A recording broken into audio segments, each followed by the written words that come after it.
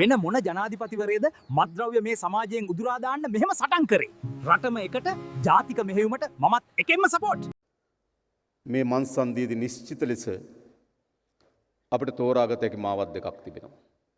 එකක් පැරණි මේ දේ මේ විදියටම සිදුවෙන්න ඉඩදී පාඩුවේ බලාගෙන යමක් කරමින් සිටින එක. එමෙතන දෙවෙනි මාවත මේට එරෙහිව හැප්පෙන එක. මම කියන්න කැමති අපි මමත් අපේ ආණ්ඩුවත් මේකට එරෙහිව හැප්පෙන්න තීරණාත්මක තීන්දුවක් අරන් තිබෙනවා. එයි මේ ව්‍යසනය අපේ දරු පරම්පරාව ගිලගනිමින් තිබෙනවා. මොනතරම් දුරට ඇවිත් තිබෙනවද? අපේ රටේ බන්ධනාගාරගත වෙන අයගෙන් 64% මත්ද්‍රව්‍ය හා සම්බන්ධ වූ වැරදි වලට හවුල් වූවන්. අපේ දරුවන්. ඒ වගේම ඒ දරුවාගේ මුළු අනාගතය විනාශයට පත් වෙමින් තිබෙනවා. අවුරුදු 18ත් 26ත් අතර හිරිමල් වයසේ ඉන්න තරුණ පරම්පරාව මේ විශාලතම ගොදුර බවට පත් වී තිබෙනවා. උන්ගේ අනාගතය, උන්ගේ බලාපොරොත්තුන්, උන්ගේ අපේක්ෂාවන් මහමග විනාශ වෙමින් තිබෙනවා. එනිසා අපිට බලාගෙන ඉඳ අයිතියක් නැහැ. ඒ විතරක් නෙවෙයි. ඒව සෑම දරුවෙකුටම අම්මා කෙනෙක් ඉන්නවා, තාත්තා කෙනෙක් ඉන්නවා. ඒ දරුවා බිහි වෙන මොහොතේදී ඒ හැම අම්මා තාත්තා කෙනෙක්ගේම මුවේ විශාල සිනහාවක් නැගුණා. විශාල අපේක්ෂාවක් සහ බලාපොරොත්තුවක් පොදි බැඳුණා. හැබැයි තමන්ගේ ඇස් ඉදිරිපිට තමන්ගේ දරුවා විනාශයට පත් වෙමින් තිබෙනවා. අම්මා විශාල වේදනාවකට ලක් වෙමින් තිබෙනවා. අපවාදයකට ලක් වෙමින් තිබෙනවා.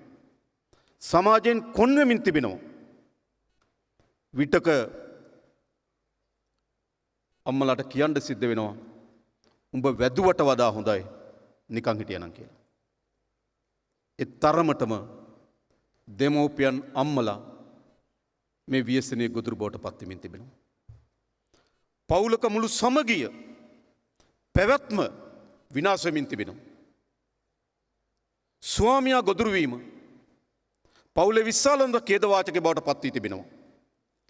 මම ඊට මාස කිහිපයකට පෙර මාතර යන වෙලාවේදී එක් සමාජයට උපදේශිකාවක් මුණ ගැහුණා.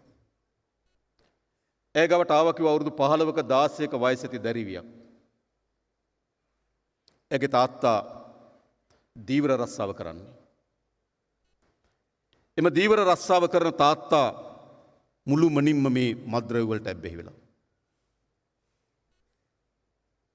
අම්මට දරුවන් බලාගන්න විදිහක් නැහැ. අම්මා ඒ දැරිවියට බල කරනවා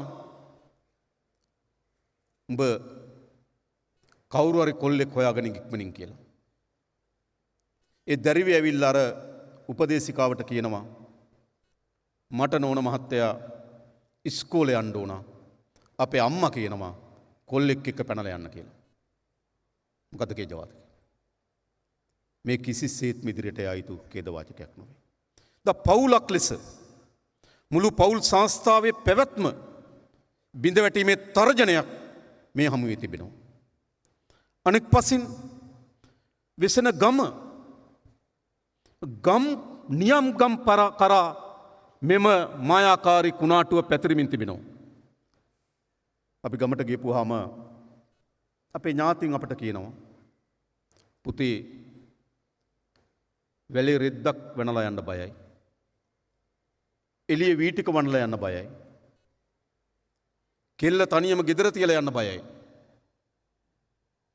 කොයි වෙලාවේ තමගේ දැරිවිය තමගේ දීපල මේ ව්‍යසනයේ ගොදුරු බවට පත් වේද කියලා අනතුරක් තියෙනවා. එඳ මොකද සිදු වී තිබෙන්නේ? ගම් බියභාවයට පත් වී තිබෙනවා. අපරාධකාරී රාජ්‍යයක් ගම් නිර්මාණය වෙමින් තිබෙනවා. මේ ව්‍යසනය. ඒ විතරක් නෙවෙයි. ඒ මුළු සමාජයම ගිලගෙන තිබෙනවා. අද අපේ රටේ මාර්ග අනතුරු වලින් විශාල ප්‍රමාණයක් මේ මද්‍රව්‍ය හා බැඳුණු මාර්ග අනතුරු. අපේ රටේ ළමා සහ කාන්තා සිද්ධ වෙන දූෂණයේ විශාලතම පංගුව මද්‍රව්‍ය වලට ඇබ්බැහි වූ ලෝලීන්. දරුවන් ගිලගනිමින් තිබෙනවා, කාන්තාවන් පීඩාවට පත් කරමින් තිබෙනවා. පොදු ස්ථානවල බස් රථයේ පාරේ විප්‍රිත ලිංගික ආසාවන් මුදාහරමින් තිබෙනවා. කාන්තාවකට පාරේ යනකොට විප්‍රිත ලිංගික ආසාවන් ප්‍රදර්ශනය කරනවා. මේ ව්‍යසනය මුළු සමාජයක් ගොදුරු බවට පත් කරමින් තිබෙනවා. ඒ වගේම රටේ ආර්ථිකය විශාල බිඳ වැටීමක්. කටුනායක ඉඳන් කොළඹට හයිවේ එක තියෙනවා. හැබැයි අපට අධිවේගී මාර්ගයක් තියෙනවා කළුවරේ ඉන්න. එයි. අද අපිට අධිවේගී මාර්ගයේ ආරක්ෂාව සපයන්න STF එක පොලිස් විශේෂ කාර්ය බලකාය යොදවන්න සිද්ධ වෙලා තිබෙනවා. එයි. විදුලි ආලෝකයේ සපයන වයර් එලන්න බෑ, කපාගෙන යනවා. ඔබ ගියොත් ඒ පාර අදත් කළුවරයි. හේතුව වයර් එකක් එලන්න බෑ, කපාගෙන යනවා. අලිවට එලලා තියෙනවා අලින්ගේ ආරක්ෂාවට. එහි තියෙන බැටරිය ගලවගෙන යනවා. පාලම් බෝක්කුවල තිබෙන යකඩ වැට කපාගෙන යනවා. මුළු සමාජයක් මේ ඛේදවාචකයේ ගොදුරු බවට අස්ථාවර භාවය නිර්මාණය කරලා තිබෙනවා.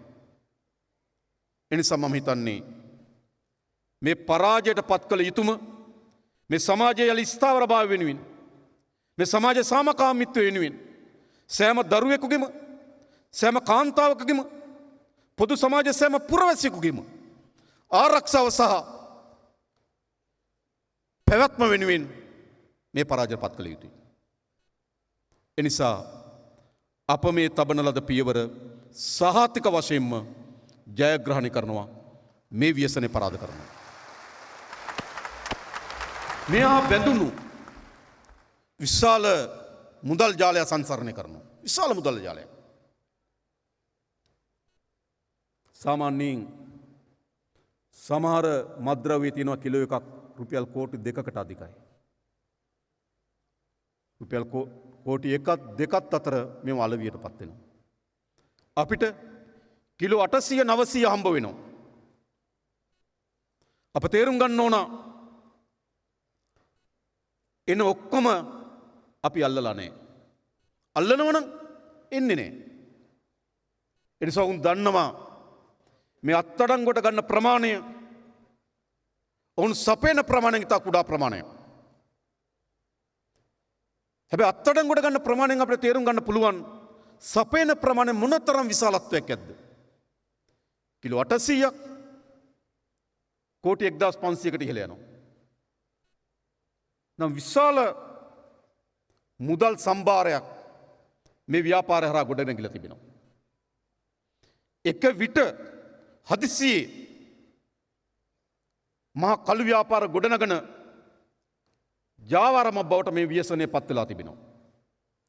එනිසා ඔවුන් අතර විලඳපොළ බෙදා ගැනීම සඳහා ගැටුම් නිර්මාණය වෙලා තිබෙනවා. ගැටුමක් තිබෙනවා. මෑත කාලේ එවැනි සිදුවීම් වෙඩි තැබීම් සියල්ල එක් එක් කණ්ඩායම් අතර ඇති වූ ගැටුම්. එක් එක් කණ්ඩායම් අතර ගැටුම්. මොකද ගැටුම? මගේ මද්‍රව්‍ය තොගය සොරකම් කිරීම. එක් අයගේ කණ්ඩායමේ බලපදේශ ආක්‍රමණය කිරීම. කළුතර එයාගේ. එතනින් එළියට එන්න බෑ, කළුතර කාටවත් එන්න බෑ. ගම්පහ එයාගේ. එයා නම් දැන් ඇතුලේ. මතක තියාගන්න. ඒ බලපදේශ වලට එන්න බෑ. ඒක විශ්ව මොකද කරන්නේ? තැන තැන වෙඩි තබා ගැනීම සිදු වෙමින් තිබෙනවා. මේ සියල්ල මේ මද්‍රව්‍ය හා සම්බන්ධ වෙමින් තමයි මේ වෙඩි තැබීම, මේ ඝාතනයන් සිදු වෙමින් තිබෙන්නේ. ඒ තරම් වෙඩි උණ්ඩ, ගිනියවි, වෙඩි තැබීමේ ආරක්ෂාව නිර්මාණය වුණේ කොහොමද? කොහොමද නිර්මාණය වුණේ? අපි දන්නවා සාමාන්‍ය සමාජයක යහපැවැත්මක් වෙනුවෙන් රාජ්‍යක ආරක්ෂාව වෙනුවෙන් රටක ආරක්ෂාව වෙනුවෙන් ඒ සඳහා ගොඩනැගුණු රාජ්‍ය යාන්ත්‍රණයක් තිබෙනවා. හැබැයි මොකද සිදු වී තිබෙන්නේ? මේ උන් සතුව තිබෙන මූල්‍ය බලය මත මේ රාජ්‍ය යාන්ත්‍රණය ආක්‍රමණය කරලා තිබෙනවා. මේක ඇත්ත කතාව. මම හිතන්නේ තව දුරටත් අපි සංගවමින් මේ තත්ත්වයට අපිට මුහුණ දෙන්න බෑ. ඒ නිසා මම ඔබට මේ රාජ්‍ය යාන්ත්‍රණය ගිලගෙන තියෙන ප්‍රමාණය පිළිබඳව යම් අදහසක් ඉදිරිපත් කරනවා. මොනතරම් ප්‍රමාණයකින් මේ රාජ්‍ය යාන්ත්‍රණය මෙතෙන්ට ගෙවිලා තිබෙනවද? ඔවුන් අත ගිනි අවි සැරිසරනවා. ඔවුන් ගිනි අවි නිෂ්පාදකයෝ නෙවෙයි. බලපත්‍ර සහිත ගිනි අවි ගෙනීමේ බලය තිබෙන්නේ රාජ්‍යයකට. රාජ්‍ය සතුව තිබෙන ගිනි අවි ඔවුන් අතර ගියේ කොහොමද? දැන්ට වාර්තා වෙලා තිබෙනවා සමහර හමුදා කඳුරු වලින් T56 73ක් ඒ අතර ගොස් තිබෙනවා. එයින් මම හිතන්නේ 35ක් පමණ දැන් අත්අඩංගුවට අරන් තිබෙනවා. තාමත් 38ක් ඔවුන් අත සැරිසරනවා. රජයේ සතු ආයුධ කවුද ලබා දෙන්නේ? ඒ වගේම ඒ සඳහා අවශ්‍ය උණ්ඩ අපි අත්අඩංගුවට අරන් තිබෙනවා. හමුදාවේ ප්‍රධාන කර්නල්වරි උණ්ඩ සපයලා තිබෙනවා. ඒ වෙනුවන්ගේ බැංකු ගිණුම් වලට මුදල් ලැබිලා තිබෙනවා. නිසා රජයේ සතුව තිබෙන ගිනි අවි එක් පොලිසිය මහත්මියක් තමගේ ගිනි අවි විකුණලා පලා යනවා. ගිනි අවි විකුණනවා. ඇයි? අර සන්නද්ධ කණ්ඩායම් මතේ තියෙන මුදල් බලයට අපේ රාජ්‍ය යාන්ත්‍රණය ගෙන ගන්න සමත් වී තිබෙනවා. එනිසා අපි කෙරෙන බොහෝ පරීක්ෂණයන්හිදී කොතනක හෝ පොලිස් නිලධාරියෙක්ගේ සබත්තාවයක් අපට එල්දරු වී තිබෙනවා. හමුදාවේ, නාවික හමුදාව, ගුවන් හමුදාව, අපේ පොලිසිය විශාල කාර්යභාරයක් කරන මේ වෙනුවෙන්. මේ වැළැක්වීම වෙනුවෙන්. එහෙත් ඉතා අතලොස්සක් අර මුදල් බල හමුවේ ඔවුන්ට අත්පත් කරගන්න සමත් වී තිබෙනවා. එනිසා රාජ්‍ය ආරක්ෂාව, ජනතාවගේ ආරක්ෂාව, ඒ සඳහා ගොඩනංවා තිබෙන ආයතන, ඒ ආයතන ඇතුලේ කළු රාජ්‍යයක් නිර්මාණය වෙමින් තිබෙනවා. බලයක් නිර්මාණය වෙමින් තිබෙනවා. ඒ වගේම මොටර රථ දෙපාර්තමේන්තුව RMV එක මම තේරුම් ගන්න ඕන මේ රටේ ජනතාව මේ රට්ට වෙලා තියෙන විනාශය. අංක තාඩු දීලා තියෙන වාහන නැතුව ඔවුන්ට ඕන වාහනයක ඒ අංකය ගහගෙන යන්න පුළුවන්. වාහන රෙජිස්ටර් කරනවා වාහනයක් නැහැ. අපි මෑතකදී ගම්පහේදී පොලිස් නිලධාරි මහත්මයෙක් අත්අඩංගුවට ගත්තා. ඔහු ගාව අංක තාඩු දෙකක් තිබ්බා. ලාච්චුවේ වාහන තියෙන උන ගරාජ් එකේ තාඩු තියෙන ලාච්චුවේ. කොතන මේ රට තියෙන්නේ? මොටර රථ ප්‍රවාහන දෙපාර්තමේන්තුවේ මූලික කාර්ය නීති විරෝධී වාහන වෙළඳපොළට සමාජයට එන එක වළක්වන එක. හැබැයි කාර්ය බවට පත් වී තිබෙන්නේ ඒ සඳහා සහාය ලබා දීම. කොතෙන්ද පරිවර්තන වෙලා තිබෙන්නේ? ආගමන විගණන දෙපාර්තමේන්තුව අපේ රටේ ඉතා වැදගත් ආරක්ෂාව පිළිබඳ දෙපාර්තමේන්තුව. සෑම පුරවැසියෙකුගේ අනන්‍යතාවය සහිත ගමන බලපත්‍රයක් නිකුත් කරමින් රාජ්‍ය ආරක්ෂාව වෙනුවෙන් කාර්ය කරන්න තිබෙන ආයතනයක්. ඒ ආයතනය සමහර නිලධාරීන් පාතාලේ නායකයන්ට පාස්පෝර්ට් හදලා දීලා තියෙනවා. එක පාතාල නායකයෙක්ගේ ඇඟිලි සලකුණු දෙන්න පාස්පෝර්ට් ආයතනයට එන්නේ පිටකොටුවේ බස් නැවතුම්පොලේ පොත් විකුණන වෙලෙන්දී. ඡායාරූපේ වැටෙනවා තමන් ඉදිරිපිට. ඒ වගේම තමන් ඉදිරිපිට ඉන්නවා පොත් වෙලෙන්ද. ඇඟිලි සලකුණ ගන්නවා. අධිකරණයේදී කියනවා මට පෙනුනේ එක වගේ කියලා. ඉතින් පාස්පෝර්ට් දෙක තුන නිදහස් කරලා තිබෙන විදියට. මේ රාජ්‍ය දෙහෙට මේ විනාශය ළඟා වෙලා තියෙන ආකාරය. කස්ටම් එක සමහරගේ සබත්තාවෙන් තිබෙනවා. රාජ්‍ය දෙයට මේ ඇතුල් වෙලා තිබෙනවා. එනිසා අද අපිට නිල රාජ්‍ය යන්ත්‍රණයක් තියෙනවා හා සමාන ලෙස. ඒ තරම් ප්‍රබල නොවුනොත්, ඒ තරම් ප්‍රමාණාත්මක නොවුනොත් ඔවුන්ට අවශ්‍ය දේ සපුරා ගැනීම සඳහා අවශ්‍ය වෙන රාජ්‍ය යන්ත්‍රණ කත්පත් කරන් තිබෙනවා. එනිසා මොකද සිදු වී තිබෙන්නේ? අපේ රටේ මේ උඩ මතුපිට රාජ්‍ය වගේම අභ්‍යන්තරේ යට කළු රාජ්‍යයක් නිර්මාණය වෙලා තිබෙනවා. ඒ නිසා අපි ඔබට එක සහතිකයක් දෙන්නම්. මේ රටේ රාජ්‍යන් දෙකක් තියෙන්න බෑ. තියෙන්න පුළුවන් ජනතාවගේ ප්‍රජාතන්ත්‍රවාදී බලය විසින් පීඨවන ලද රාජ්‍ය විතරයි කළු රාජ්‍ය විනාශ කරනවා. මේක මෙතනින් නතර වුණේ නෑ. මේ වර්ධනය වෙමින් තියෙන කොතනද? මේ දැන් දේශපාලන පක්ෂ ඇතුළට ඇවිල්ලා තිබෙනවා. මන්ත්‍රීවරු වෙනවා. සභාපතිවරු වෙනවා. සමහර අපිට වාර්තා වෙලා තිබුණා පොලිස්පතිතුමනි මතක ඇති. සමහර අය වෙනම ලැයිස්තුවදලා ඡන්දවලට ඉල්ලන්න හදනවා. සමහර තැන්වල සභාපතිවරු වෙනවා. සමහර තැන්වල මන්ත්‍රීවරු වෙනවා. වෙනම ලැයිස්තුව හදලා ඡන්දවලට ඉදිරිපත් වෙලා දේශපාලන යාන්ත්‍රණයක්. එක යුගයකදී දේශපාලන ආරක්ෂාව දැන් වර්ධනය වෙමින් තිබෙන කොතෙන්ද? දේශපාලන ආධිපත්‍යය, මන්ත්‍රීවරු, ආණ්ඩුවක්, පාලනයක් පීඨවා ගැනීම දක්වා අවශ්‍ය වන මූලික බීජ දැන් රෝපණය වෙලා තියෙනවා. අපි හඳුනන් තියෙනවා. දැන් මොකද කරන්න ඕන? මේක නේද මේක ස්වභාවිකව ඕපපාතික ලෙස එකපාර නිර්මාණය වූවක් නොවේ. දිගු කාලයක් ලෙස දේශපාලන සහ සමහර රාජ්‍යාන්තර නිලධාරීන්ගේ ආශිර්වාදය මත මේක වර්ධනය වුණා. පුරවැසියන් බයයි. මේ ජාලෙන් ඉවත් වෙන්න බයයි. සිදුවීම් දෙකක් තිබුණා කැබිතිගොල්ලෑව සහ දෙමටගොඩ. මත්ද්‍රව්‍ය අලෙවි කරමින් හිටියා.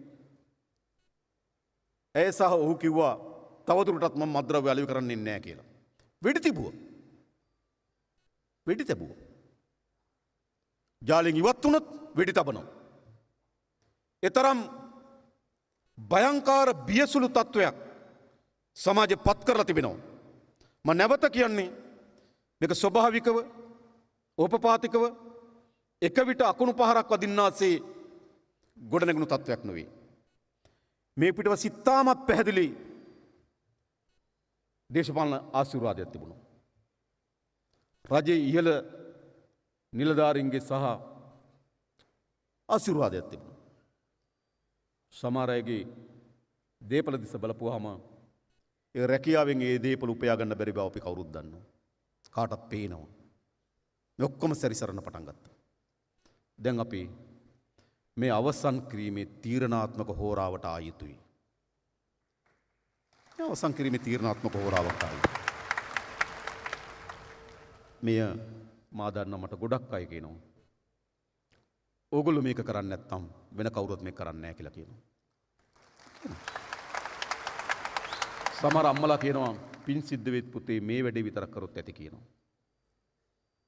අපේ පොලිස්පතිතුමා ඇතුළු අපේ ආරක්ෂක අපේ මහජන ආරක්ෂක පිළිබඳ අමාත්‍යතුමාට නිලධාරීන්ට මොනතරම් දුරකම එමතුම් වෙනවද? එඳ සමාජය මේ කාර්යය අප විසින් කළ හැකි කළ යුතුයි කියලා මහා බලාපොරොත්තුකින් ඉන්නවා. මම අද උදේත් බැලුවා YouTube නාලිකාවක එක කාන්තාවක් කරන සාකච්ඡාවක්. ඒ සාකච්ඡාවේදී කියනවා ජනාධිපතිතුමාට මේක පේන්නේ නැද්ද කියලා අහනවා. එතුමිය කියනවා මේ පරාද කරන්න නම් පොලිසිය සුද්ධ කළ යුතුයි කියනවා. අත්ත කතාව. සමහර ගම්වල මතයක් තිබුණා තොරතුරු පොලිසියට දීපුවාම ඒ විගසම තොරතුරු දුන්නාගේ ගෙදර එනවා කියලා අනිත් අය. හැබැයි මම දන්නවා වර්තමාන පොලිස්පතිතුමත් අපේ පොලිසිය ඉහළ නිලධාරී මණ්ඩලය අපේ මහජන ආරක්ෂක පිරිබඳ අමාත්‍යතුමත් විශාල වේසක් දරනවා මේ අවසන් කරන්න. එනිසා මම හිතනවා පොලිසියේ වැඩිම වැඩ තහනමට ලක්වුණු නේද යුගය වෙනව නම් මේ යුගය විශාල ප්‍රමාණයක් වැඩ තහනම් ලක් කරලා තියෙනවා. අපි අනෙක් සියලු නිලධරයන්ට කියන්නේ වහාම එම ජාලයෙන් ඉවත් වෙනු. වහාම ඔබට ඔබගේ රැකියාවේ සුරක්ෂිතභාවය, ඔබගේ යුනිෆෝම් එකේ ගෞරවය, ඔබගේ තනතුරේ වටිනාකම ආරක්ෂා කරන ඉදිරියට යන්න. එසේ නැත්නම් එක වහාම මෙම කාර්යයන් ඉවත් නොවුණු අපි ඉවත් කරනවා. කරන්න. ඒ වගේම අනෙක් රාජ්‍ය යාන්ත්‍රණය මා කියන්නේ සාමාන්‍ය අපරාධකාරයෙක් අපිට තේරුම් ගන්න පුළුවන්. හැබැයි රාජ්‍ය යාන්ත්‍රණය මේ පොදු පුරවැසියන්ගේ බදු මුදල් වලින් නඩත්තු වෙනදී යම් සමාජ ආරක්ෂාව වෙන ගොඩනගන ආයතන RMU එක, ඉමිග්‍රේෂන් එක, කස්ටම් ආයතන මොකම සමාජ ආරක්ෂාව වෙන ගොඩනගලා තිබෙන්නේ. බදු මුදල් ගෙවන්නේ ඒ වෙනුවෙන්, වැටුප් ගෙවන්නේ ඒ වෙනුවෙන්. හැබැයි මා ආයතනම ඊට පටහැනිව කටයුතු කරනවා නම් එතන මොනතරම් ඛේදවාචක කිරණමක් තියෙනවද? ඒ නිසා අපි සියලු සහාය සපයන රාජ්‍ය ආයතන නිලධාරීන්ට අපි කියන්නේ වහාම එම ක්‍රියාදාමයෙන් ඉවත් වෙනු. එතරයි. මෙය නීතිය පිළිබඳ මහා විශ්වාසජනක ගෞරවයට පාත්‍ර වන ස්ථාන දක්වා මේ පැතිරලා තිබෙනවා. ප්‍රසිද්ධ රහසක්. මම හැම දිනකටම කියනවා තව දුරටත් ඒ කිසි කෙනෙක් සැඟවිලා නැහැ. මේ ඔක්කොම දන්නවා. ඒ බව විතරක් මතක තබා ගන්න. කවුරු හරි හිතනවා සැඟවිලා කියලා නේ, සැඟවිලා නැහැ. මේ අපි ඇස් ඉදිරිපිට පේනවා මේ සත්‍යය. එනිසා අපි හැම දිනකටම කියන්නේ වහම ඉවත් වෙන්න. ඊළඟට තිබෙන්නේ මේ මද්ද්‍රව්‍යයට ලොල්ලුණු අයට. දෙමව්පිය දන්නෝ, අසල්වැසියන් දන්නෝ. අපි කියන වහාම ඔබ මද්ද්‍රව්‍ය පරිහරණයෙන් ඉවත් වෙන්න. අපි ඔබ බලාගන්න ලෑස්ති. අපි බලාගන්න ලෑස්ති. ඒ අපේ දරුවන් තනියම ගත්තොත් ඒ දරුවෙක් කිසිසේත්ම මේට වගකිය යුතු නැහැ. එකක් ආර්ථික ප්‍රශ්න. අද සතුට පිළිබඳ ඔවුන්ගේ තිබෙන නිර්ණායකයන්, ක්‍රීඩාව, සංගීතය, ගීතය, සාහිත්‍ය, රසවින්දනය, ඒ කිසිවක් නැති එකම රසවින්දනය මත් වී සිටීම යැයි ඒට ලොල්ලු සමාජිකයා හිතනවා. ඒ ඔහුගේ වරදක් නෙවෙයි. එහි පංගුවක් අපිටත් තියෙනවා. අපට බැරි වී තිබෙනවා යහපත් ක්‍රීඩා සංස්කෘතියක් නිර්මාණය කරන්න. ක්‍රීඩකයන් ඉන්නවා. හැබැයි සංස්කෘතියක් තිබෙනවද? දකින තැන බෝලේ අතේ තියන් ඉන්න, බැට් එක අතේ තියන් ඉන්න, හවස දරුවෝ වෙල්ලිපනැල්ලේ සෙල්ලම් කරන, වැවේ දොලේ පීනන සංස්කෘතියක් නැහැ. ක්‍රීඩාවක් තියෙනවා. හැබැයි අපිට මීට දශක කීපයකට පෙර ක්‍රීඩා සංස්කෘතියක් තිබුණා. හැම ගමකම වොලිබෝල් කෝඩ් එකක් තිබුණා. ගොයන් කැපුවට පස්සේ කුඹුරේ ක්‍රිකට් ගැහුවා. වැවට බහැලා පීනුවා ඒ ගොඩ මෙගොඩ. සංස්කෘතියක් තිබුණා. අද සංස්කෘතියක් නැහැ. අද ක්‍රීඩාවක් තිබෙනවා. පොදු මහා ජනයා සංස්කෘතිකම ලෙස බද්ධ වෙලා නැහැ. ඒ නිසා අපි ඒ තරුණයාට දොස් පවරීමේ වැඩක් නැහැ. අපි ඒ තරුණ පරම්පරාවට අලුත් ක්‍රීඩා සංස්කෘතිය, අලුත් රසවින්දනය පිළිබඳ කලාපයක්, ගීතය, සාහිත්‍ය, පොදුභාවය, සමාජය පිළිබඳ බැඳීම, මේ පිළිබඳ සංඥාවන් අපි ලබා දිය යුතුයි. එනිසා අපි ඒ සඳහා විශාල වැඩපිළිවෙලක් ආරම්භ කරන්න බලාපොරොත්තු වෙනවා.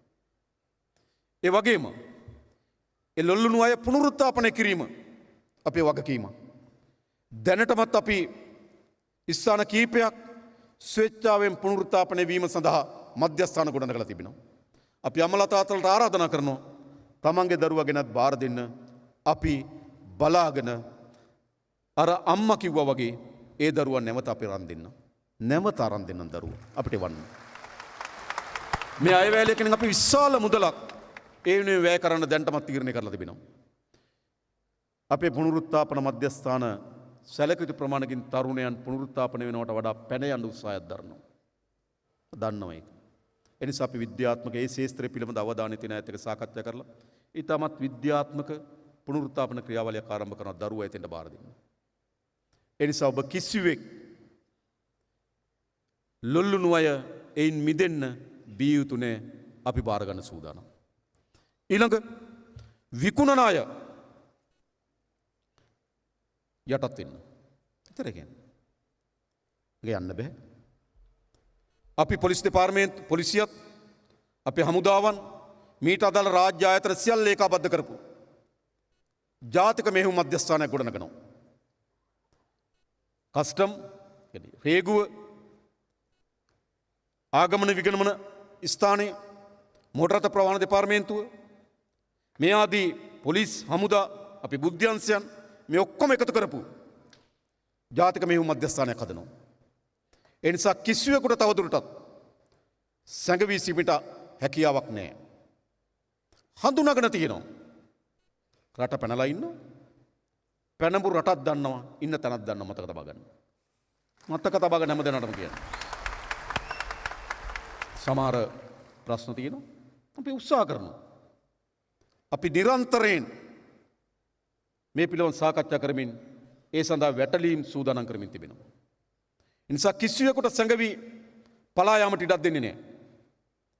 අපේ රට, අපේ දරුවන්, අපේ සමාජය මේ ඉතා කුඩා කල්ලියකට ගොදුරු බවට පත් වෙන්න ඉඩ දෙනවා නම් අපි කවුද?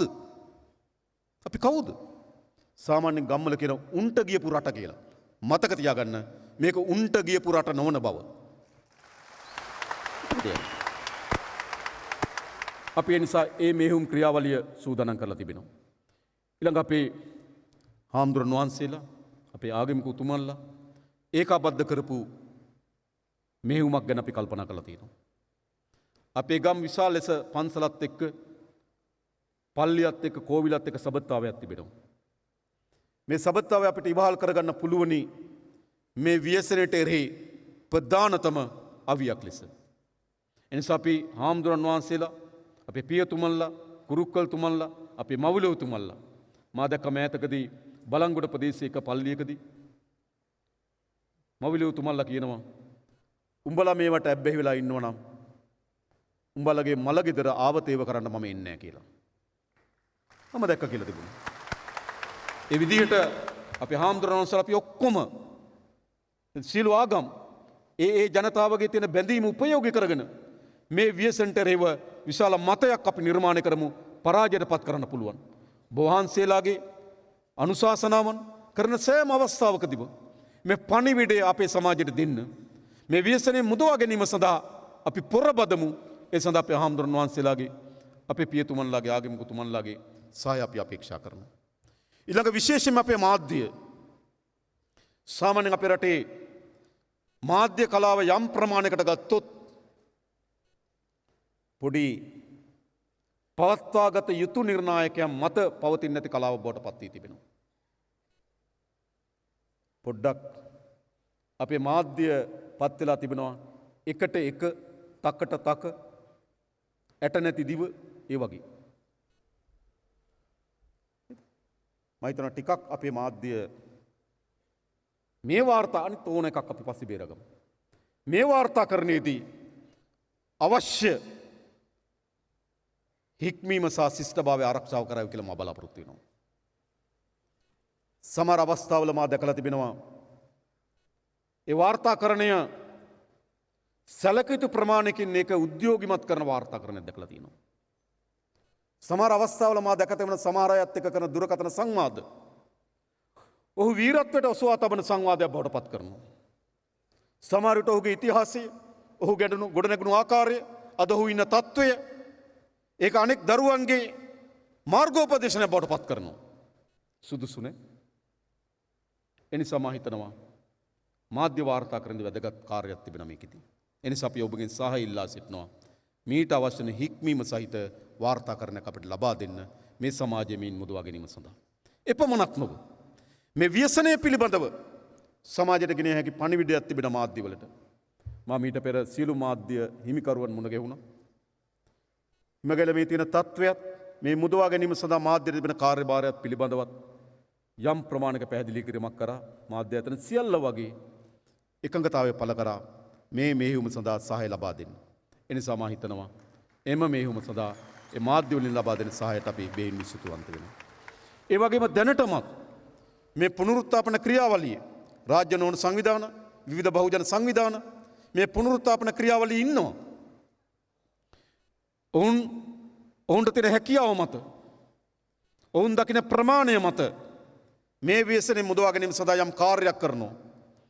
අපි උත්සාහ කරනවා ඒ සියලු දෙනා එකතු කරලා උන්ට අඩුවක් තිබෙනවා නම් උන්ට සහායක් ලබා දෙන්න ඕන නම් ඒ සියලු සහාය ලබා දෙමින් දැනට මෙම පුනරුත්ථාපන ක්‍රියාවලියේ ඉන්න සියලු බහුජන සංවිධාන සහ රාජ්‍ය නොවන සංවිධාන ඒකාබද්ධ කරගෙන මේ වැඩසටහන දියත් කරන්න අපි බලාපොරොත්තු වෙනවා. උන්ටත් අපි ආරාධනා කරනවා මේ කාර්යයට මැදිහත් වෙන්න කියලා. ඒ වගේම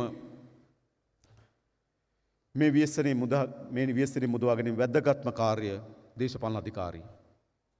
වැදගත්ම කාර්ය. මොකද මාර්ජුව කියන්නේ නැහැ කුඩු ව්‍යාපාරිකයෙක් එක මේසේ වාඩි වෙලා උඹ කුඩු ගෙනින් මෙතන විකුණපන් මට දීපන් මේ ගාන කියලා සාකච්ඡා කරන තත්ත්වයක් නැතුව ඇති. හැබැයි ඒ දේශපාලකයෙක් රස්මි කදම්බය ඔහුට ගැවසීම, ඔහුගේ බලකවයට ඇතුල් වීම, ඔහුගේ සමීපතම මිතුරෙක් වීම, ඔහු සමග එකට ගැවසීම විසින් දේශපාලකගේ ආරෝපිත බලයක් එනවා. එනිසා මේ සන්නද්ධ සංවිධානාත්මක අපරාධකරුවන්ට ආරෝපිත බලයක් තියෙනවා. දේශපාලකයා වස ගැවසීම, ඔවුන්ගේ ඕනෑපාකම් ඉටු කිරීම මෙයාරවට ආරෝපිත බලයක් තියෙනවා. සමහර රාජ්‍යාන්තර ක්‍රියාත්මක වෙනකොට අර ආරෝපිත බලය ක්‍රියාවට නැගෙනවා. එනිසා පරීක්ෂණ අඩපණ කරනවා. අත්තඩංගුවට ගැනීම, විශාල ප්‍රමාණයක් තොරතුරු එල්දරව් කරලා ජාලය බිඳවට්ටන්න තිබියදී මහා මග වෙඩි තබා ඝාතනය කරනවා. ආරෝපිත බලය. දේශපාලන අධිකාරිය විසින් ආරෝපිත බලයක් ලබා දී තිබෙනවා මේ අපරාධකරුවන්ට. මම ඔබට කියන්නේ නැති එකක් කියන්නම්. අපේ දේශපාලන බලය කිසිදු ආරෝපිත බලයක් නිර්මාණය කරන්නේ නැහැ. ඒ ආකර්ෂණය කරනවා නෙවෙයි විකර්ෂණය කරන බව මම කියන්නේ. ප්‍රතික්ෂේප කරනවා. ඒ තමයි තිබෙන ප්‍රධානතම හැරවුම. එතකොට අපේ පොලිසිය අදක්ෂද? අපේ පොලිසිය දක්ෂයි. ඕනෑම ආందోලනයට තුඩු දෙන අවස්ථාවක් ඉතා හොඳින් පරීක්ෂණ කරලා ඉතා කෙටි කාලයක් ඇතුළත අපරාධකරුවන් නීතිය හමුවට ගෙනියන්න තරම් අපේ පොලිස් දෙපාර්තමේන්තුව සමත්.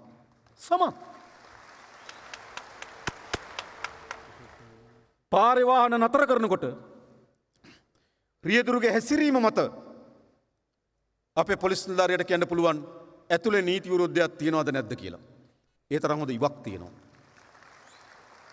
කවුරු හරි ඇවිල්ලා පොලිසිය පැමිණිල්ලක් දාන්න හදනකොට මේ පැමිණිල්ල බොරු පැමිණිල්ලක්ද ඇත්ත පැමිණිල්ලක්ද කියලා තේරුම් ගන්න පුළුවන් විචක්ෂණශීලතාවයක් තියෙනවා. එහෙත් අපරාධකරුවන් වර්ධනය වෙනවා. අපරාධ කාලේ වෙලිතලාවේ යට යනවා. මතක තබා ගන්න. අපේ රටේ නොවිසඳුණු හැම අපරාධයක් පිටිපස්සෙම දේශපාලන ආරක්ෂාව තියෙනවා. ඒක ඇත්ත. නොවිසඳුණු අපරාධයක් තියෙනවා නම් ඒ නොවිසඳුණු හැම අපරාධයක්ම දේශපාලන ආරක්ෂාව මත තමයි නොවිසඳුනේ. ලසන්තේ ඝාතනය, තාජුදීන්ගේ ඝාතනය, මාධ්‍යවේදීන්ට පහර දීම නොවිසඳුනේ ඇයි? පොලිසිය අදක්ෂතාව වෙනුයි. මොකද්ද? දේශපාලන රැකවරණය. නිසා අපේ රටේ රෝහණ කුමාරගේ ඝාතනය ප්‍රසිද්ධ. නොවිසඳුනේ දේශපාලන රැකවරණය. එම තමයි තියෙන්නේ. එනිසා අපේ පොලිසියට අදාළ ආයතන වලට නිසි බලය අපි ලබා දෙනවා නම් මේ මර්ධනය කළ හැකියි. මේ පරාජයට පත් කළ හැකියි. හැබැයි ලබා නොදුන්නේ කවුද? දේශපාලන අධිකාරිය. තේරුම් ගන්න. මම මේ කියන්නේ කිසිදු දේශපාලන පක්ෂපාත ભેදකින් තොර වෙන්නේ. මම කියන්න හදන්නේ මෙහි ඛේදවාචකයේ ප්‍රමාණය. මොකද්ද? මේ දේශපාලන බලය විසින් මේ අක්‍රිය බවට පත් කරා. රැකවරණය ලබා දුන්නා. නොවිසඳුණු අපරාධ සිදු වී තිබෙන්නේ එහෙම. කුඩු පාතාලය වර්ධනය වුණේ එහෙම. මම එකක් පැහැදිලිව කියන්නම්. ඔවුන්ගේ පළමු බලය දේශපාලන බලය දැන් අවසන් කොට අවසන්. ඒක අවසන්. ඒ වගේ පොලිසිය ඔවුන් කරන කාර්ය පිළිබඳ අපි ඉතාමත් පැහැදිලිමත් තියෙනවා. සමහර අය බයයි. බන්ධනාගාරේ බයයි. අදත් සමහර අපරාධ බන්ධනාගාරය තුළ ඉඳන් මෙහෙවනවා. සමහර අපරාධ බන්ධනාගාරයේ ඉඳන් මෙහෙවමින් ලයිව් බලාගෙන ඉන්නවා. මේක ඇත්ත. මෑත කාලේ වැලිගම සිද්ධි. ඒ හා සමාන ලෙසම ඒ මොහොතේම ලයිව් වෙනවා Facebook එකේ. කොතනද තියෙන්නේ මේක? ඇයි? සමහර අය බයට ඉන්නවා. සමහර අය අහුවෙලා ඉන්නවා. සල්ලි වලට. හැබැයි ඔක්කොම තිබියදී අද ශ්‍රී ලංකා පොලිසිය ඒ අවදානම අරගනිමින් මේ මෙහෙයුම දියත් කිරීම සඳහා බැඳී සිටිනවා. බැඳී සිටිනකොට ඒ පොලිසිය අය අපරාධකරුවන්ගේ සතුරා බවට පත් වෙනවා. දන්නවා. ඒතර ඔවුන්ට හැරෙව නගන හඬින් අපිට තේරුම් ගන්න පුළුවන් අපරාධකාරයා සහ ඔවුන් පිටපසින් ඉන්නේ කවුද කියන එක. හෙට මේ දවස්වල බලන්න. මම හොඳට දන්නවා. තවත් ඉදිරියේදී විවේචන ලක් වෙන පොලිස් නිලධාරීන් කීප දෙනෙක් ඒවි. මේ වැඩේ හරියට කරනකොට අනිත් පැත්තෙන් එනවා. තේරුම් ගන්න හොඳට. මේක හොඳට තේරුම් ගන්න තියෙනවා. ඒ නිසා මම හිතනවා අපි ස්වාධීනත්වය දෙන්නම්, අපි බලය දෙන්නම්, අපි අවශ්‍යතා හදලා දෙන්නම්. අපි මේක අවසන් කරමු. මෙහිදී මා හිතනවා අපේ ඊළඟ ප්‍රධානම මෙහෙයුම තමයි මේකට ජනතාව සම්බන්ධ වෙන්න. ගමේ ඔබ දන්න ඔබට සැඟවිලා නැහැ මෙයා. අවුල්ලුණු කෙනා, විකුණන කෙනා, තොග වෙලෙන්ද ගමේ කෙනා දන්න සැඟවිලා නැහැ. හැබැයි බියටපත් වෙලා තිබෙනවා. තනිතෙනා කෙනා ගත්තොත් බියයි. අපි උඩ සිට පහළ දක්වා ගම් දක්වා විහිදුණු ජනතා ව්‍යාපාරයක් හදනවා. මේට එරෙහිව ප්‍රබල ජනතා හඬක් අවශ්‍යයි. ගමේ හුදකලා වෙන්න ඕන අපරාධකාරය. ඉස්සර එහෙමයි අපේ ගම් තිබුණේ. අපරාධකාරයා පාරේ දකුණෙන් ආවනම් වම් පැත්තට මාරු වෙනවා. ගමේ උත්සවයක් තිබුණා නම් අපරාධකාරයට එන්න කියන්නේ නේ. මඟුලක් තුලාවක් කරන්නේ නැහැ ගමේ. අද මොකද වෙලා තියෙන්නේ? අවුරුදු උත්සවයේ ජාතික කොඩිය ඔසවනවා. මඟුල් උත්සවයේ ප්‍රධාන ආරාධිතය වෙනවා. පහන පත්තු කරනවා. මෙහෙම ඇවිල්ලා තියෙන්නේ. ඒ නිසා එකට එරෙහිව ප්‍රබල ජනතා හඬක් අපිට අවශ්‍යයි. ඒ නිසාද උඩ සිට පහළ දක්වා ග්‍රාම සේවා වසම දක්වා විහිදුණු මහජන ව්‍යාපාරයක් අපි ගොඩනගනවා. මේ මහජන ව්‍යාපාරය තමයි මේ ව්‍යසනයට එරෙහිව ප්‍රබලතම හඬ සහ ප්‍රබලතම ආරක්ෂකය බවට පත් වෙන්නේ. දැනටමත් මහජන ආරක්ෂක කමිටුව ගොඩනගලා තිබෙනවා.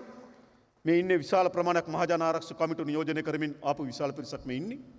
මොවුන් ගමේ කාර්ය බාර ගන්න ලෑස්තිනේ. කරන්න ඕනනේ. ඒ ලෑස්ති. මේ මහජන ආරක්ෂක කමිටුව වල සභාපතිවරු, ලේකම්වරු සහ සමාජිකයෝ එකකින් කීප දෙනා වගේ මේ බස්නාහිර පළාතේ ඇවිල්ලා ඉන්නේ. මේ බස්නාහිර පළාත විතරයි. රට පුරා මේ මහජන ව්‍යාපාරය අපි හදලා තිනවා. දැන් මේ තෙරපුම මහජනයාගේ හඬ, මහජනයාගෙන් එන බලපෑම මේ ව්‍යාපාරයට එල්ල වෙන්න ඕන. ඒ සඳහා ප්‍රබලතම ව්‍යාපාරය අපි ගොඩනගනවා. එනිසා මම හිතනවා අපි මේකට ක්‍රියාත්මක වෙමින් තිබෙන්නේ බහුවිධ ආකාර ගණනාවකින්. අත්අඩංගුවට ගැනීම, පුනරුත්ථාපනය, නිවාරණය, මහජන තෙරපුම, ආගමික එකතුන්, අපේ ක්‍රීඩාව, මා දන්නවා අපේ ඉන්න ක්‍රීඩකයන් සංගීත ශාස්ත්‍රයේ අය පිළිබඳව විශාල සමාජ බලාපොරොත්තුවක් තරු බවට පත් වෙලා තිබෙනවා. එයාට පුළුවන් අලුත් පණිවිඩයක් දෙන්න. ඒ නිසා මම හිතනවා අපි ඔක්කොම එකට එකතු වෙන්න ඕන වෙලාව. මේක තමයි රට එකට. මේ ව්‍යසනයට එරෙහිව තනිව තනි පුද්ගලයන් මොනතරම් අභිලාෂයක් තිබුණත්, තනිව තනි පුද්ගලයන් මොනතරම් බලාපොරොත්තුවක් තිබුණත් තනිව මේක කළ නොහැකි. රජයකට පමණක් බෑ. පොලිසියට පමණක් බෑ. අපේ රාජ්‍ය යාන්ත්‍රණයට පමණක් බෑ. මේ සඳහා සියලු දෙනා එකතු වෙන්න. මම හිතනවා මේක තමයි අවස්ථාව. අපි අවසාන වශයෙන් කියන්නේ ලොල්ලුණු අයටයි විකුණුන අයටයි වහාම ඉවත් වෙමු. ඒට එරෙහිව ප්‍රබලතම මහජන ව්‍යාපාරය අපි ගොඩනගමින් තිබෙනවා. මේ මහජන ව්‍යාපාරය අපි අනිවාර්යෙන් මේ මායාකාරී කුණාටුව විනාශ කරනවා. මේ මායාකාරී කුණාටුවෙන් අපේ දරුවන් නිදහස් කරගන්නවා. මේ මායාකාරී කුණාටුවෙන් අපේ සමාජ නිදහස් කරගන්නවා. මේ මායාකාරී කුණාටුවෙන් අපේ ජාතිය ගලව ගන්නවා. ඒ වෙනුවෙන් අපි එකට එකතු වෙමු කියලා ආරාධනා කරමින් මම නතර වෙනවා. බොහොම ස්තුතියි හැම දිනාටම ජය වේවා කියලා ප්‍රාර්ථනා කරනවා.